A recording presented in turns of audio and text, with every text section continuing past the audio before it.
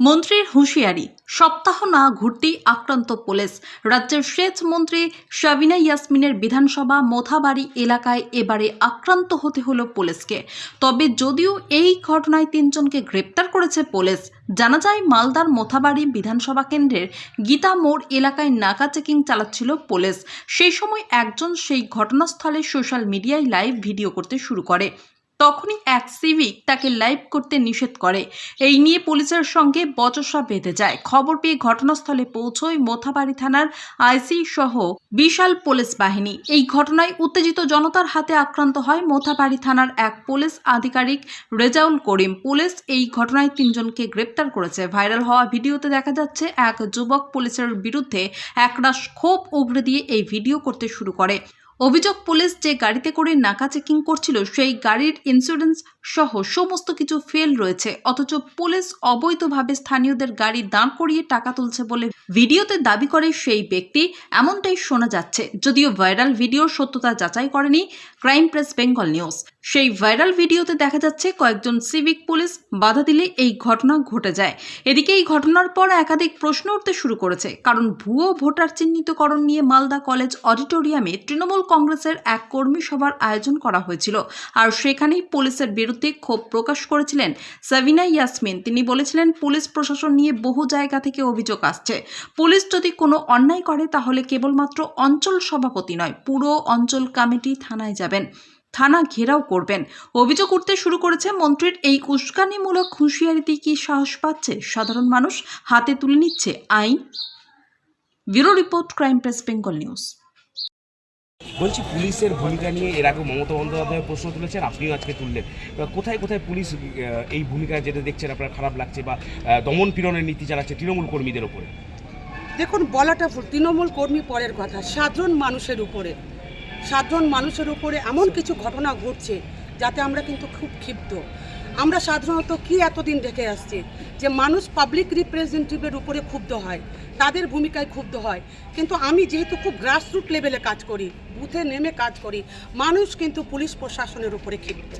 বিরোধী রাজনৈতিক দলের হয়ে পুলিশ কাজ করছে বলে দেখুন, আমরা পুলিশ এখানে বিরোধী বা স্ববিরোধী নয়, পুলিশ প্রশাসন নিউট্রাল কাজ করবে এবং সাধারণ মানুষের কথা শুনবে, যেটা লিগাল সেই কাজটা করবে। এখানে বিরোধী বা আমরা পুলিশের কাছ থেকে কোনো দিন, আমি ব্যক্তিগতভাবে কোনো দিন কোনো ইস্যু নিয়ে ফায়দা লুটার চেষ্টা করিনি কোনো দিন, এবং ইললিগাল কাজকে সমর্থন করিনি। কিন্তু যেভাবে আজকে সাধারণ মানুষ পুলিশের বিরুদ্ধে কথা বলছে, আমরা বিভিন্ন বুথে গিয়ে যেভাবে শুনতে পাচ্ছি এবং যেভাবে অ্যাকশন নিচ্ছে, তাতে কিন্তু আমি একজন এমএলএ হিসেবে আমি ভীষণ অসন্তুষ্ট। কারণ মানুষকে সুস্থ প্রশাসন তুলে দিব, এটাই হচ্ছে আমাদের নৈতিক দায়িত্ব এবং কর্তব্য। মানুষ যদি পরেশান হয় তাহলে আমরা চুপ থাকতে পারি না। আমি আপনাদের মাধ্যমে আমি অনেক সব জায়গাতে সব লেভেলেই বলার চেষ্টা করেছি। আপনারা সকলেই জানেন যে আমি একেবারে পুলিশকে কোনো প্রকারে অপব্যবহার আজ পর্যন্ত রাজনৈতিক জীবনে করিনি, কিন্তু আজকে সাধারণ মানুষ কিন্তু প্রশ্ন তুলছে। স্পেসিফিক অভিযোগ আছে, স্পেসিফিক অভিযোগ কিছু প্রচুর। দেখুন, আমার আজকে আমি একটা বলছি, কালিয়াচকে 7 দিন থেকে 7টা স্করপিও চুরি, 7 দিনের মধ্যে 7টা স্করপিও চুরি। সিসিটিভি ফুটেজ রয়েছে এবং ল্যাপটপ নিয়ে তারা তালা খুলছে, লক খুলছে। এবং এই 7-8 দিনের মধ্যেই 8-10টা গোডাউনে টাকা রাখা থাকছে, সেই গোডাউন থেকে টাকা চুরি হয়ে যাচ্ছে। কোথায় ইন্টেলিজেন্সি? আমাদের মালদা জেলার ইন্টেলিজেন্সি কোথায়? পুলিশ কি তোলাবাজিতে ব্যস্ত?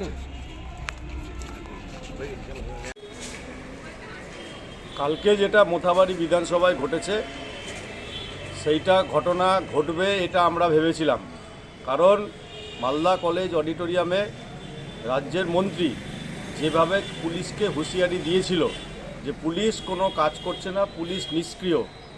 একটা কথা মাথায় রাখতে হবে, মালদা জেলার পুলিশ যদি সক্রিয় হয় তাহলে তৃণমূলের কোনো নেতৃত্বই আর বাড়িতে থাকবে না, সবাই জেলে কিংবা থানায় থাকবে।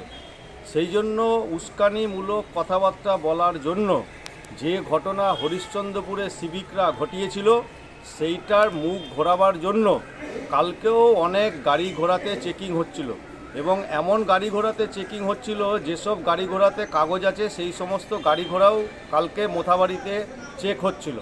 হওয়ার পরে লোকাল লোক সেখানে প্রতিবাদ করার পরে সেখানে পুলিশের ওপর অত্যাচার হয়, কিন্তু পুলিশ তার বিরুদ্ধে কোনো ব্যবস্থা নিতে পারে না, কারণ পশ্চিমবঙ্গে একটাই শাসন ব্যবস্থা চলছে, আমরা তৃণমূল কংগ্রেস করি এবং আমরা মন্ত্রীর লোক, সেই জন্য পুলিশ সেই ঘটনা চেপে যাওয়ার চেষ্টা করেছে এবং মন্ত্রীর লোক বলে তাদেরকে গ্রেপ্তার না করে থানায় না এসে একটা অরাজক ব্যবস্থা তৈরি করার জন্য কালকে মোথাবাড়ি বিধানসভার ঘটনাটি ঘটেছে।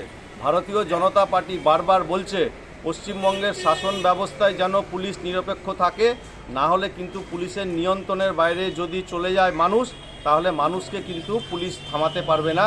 এইটা কিন্তু ভারতীয় জনতা পার্টি বারবার প্রশাসনকে বলছে, আপনারা নিরপেক্ষ হন, দোষীদের গ্রেপ্তার করুন, দৃষ্টান্তমূলক শাস্তি দিন, না হলে মালদা কিন্তু হাতের বাইরে চলে যাবে। দেখুন, আজকে ঘটনাটা শুনেছি আমরা। পুলিশ অলরেডি এনকোয়ারি স্টার্ট করেছে এবং বেশ কয়েকজনকে অ্যারেস্টও করেছে।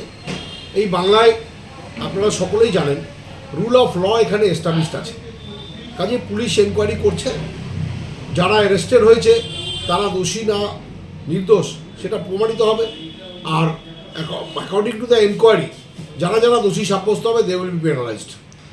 বিজেপির অভিযোগ যে মন্ত্রী যেখানে বলছে কি যে পুলিশকে হুঁশিয়ারি দিচ্ছে আইন বিজেপি কি বলছে এটার উত্তর আমরা দিতে পারবো না, কারণ এই রাজ্যে অপ্রাসঙ্গিক হয়ে যাওয়ার পরে বিজেপিরা রাজনৈতিক ময়দানে টিকে থাকার জন্য বিভিন্নভাবে মিথ্যা কথা বলছে।